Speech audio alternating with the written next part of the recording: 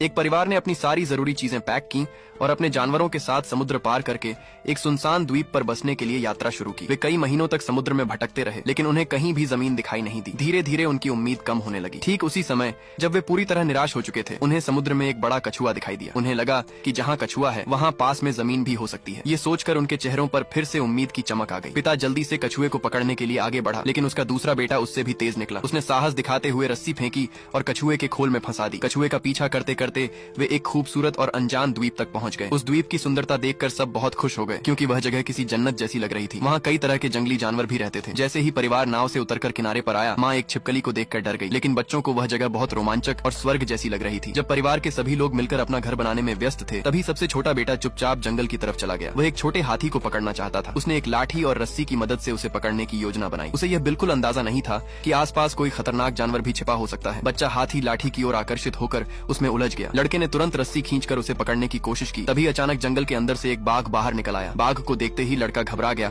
और भागने लगा। हाथी भी डर के मारे पीछे हट गया। बाघ धीरे धीरे लड़के के करीब आने लगा। उसी समय किसी ने बाघ की तरफ लकड़ी का एक टुकड़ा फेंका। दरअसल लड़का पूरी तरह से भागा नहीं था। डर के बावजूद उसने हिम्मत दिखाई और लाठी उठाकर बाघ से लड़ने की कोशिश की, लेकिन इससे बाघ और ज्यादा गुस्से में आ गया। बाघ तेजी से लड़के की ओर दौड़ा। तभी अचानक उसकी माँ अपने 2 कुत्तों के साथ वहाँ पहुँच गई। कुत्तों ने तुरंत बाघ पर हमला कर दिया और उसे वहाँ से भागने पर मजबूर कर दिया। इस घटना के बाद परिवार ने तय किया कि वे इसी द्वीप पर रहेंगे। जंगली जानवरों से सुरक्षित रहने के लिए उन्होंने पेड़ पर एक घर बनाने का फैसला किया। जिस छोटे हाथी की जान उन्होंने बचाई थी, वह अब बड़े बड़े और भारी कामों में उनकी मदद करने लगा। पिता ने अपने घोड़े को भी काम में लगा दिया। कुछ समय तक सब कुछ ठीक चलता रहा, लेकिन कुछ समय बाद माँ को लगने लगा कि पेड़ पर रहना पूरी तरह सुरक्षित नहीं है। जल्द ही उसकी चिंता सच साबित हो गई। एक दिन जब माता पिता घर से बाहर गए हुए थे, तब सबसे छोटा बेटा बंदरों को पेड़ की ऊंचाई पर बैठा देखकर खुद भी पेड़ पर चढ़ने की कोशिश करने लगा। जैसे ही उसने ऊपर की ओर हाथ बढ़ाया, उसका पैर फिसल गया और वह हवा में लटक गया। सौभाग्य से बड़े भाई पास ही थे, इसलिए समय रहते उसे बचा लिया गया, वरना बड़ी दुर्घटना हो सकती थी। इस घटना के बाद माँ बहुत डर गई और उसने तय कर लिया कि वह अब पेड़ पर नहीं रहेगी। उसका कहना था कि जमीन पर रहना ज्यादा सुरक्षित है। अपनी पत्नी को समझाने और मनाने के लिए पति ने एक खास योजना बनाई। कुछ दिनों बाद उसने अपनी पत्नी की आंखों पर पट्टी बांधी और उसे पेड़ वाले घर की ओर ले गया। जब उसकी आंखों से पट्टी हटाई गई तो वह हैरान रह गई। वह कोई साधारण झोपड़ी नहीं थी, बल्कि हवा में बना हुआ एक खूबसूरत 3 कमरों का घर था। घर के चारों तरफ मजबूत रेलिंग लगी हुई थी, जिससे गिरने का खतरा नहीं था। अंदर का सारा सामान भी बहुत अच्छी तरह से सजाया गया था। पानी का घड़ा पूरी तरह भरा हुआ था। सबसे हैरानी की बात यह थी कि पिता ने खुद एक छोटा जनरेटर भी बना लिया था। वही जनरेटर फ्रिज में बर्फ बनाने वाले यंत्र को भी चलाता था।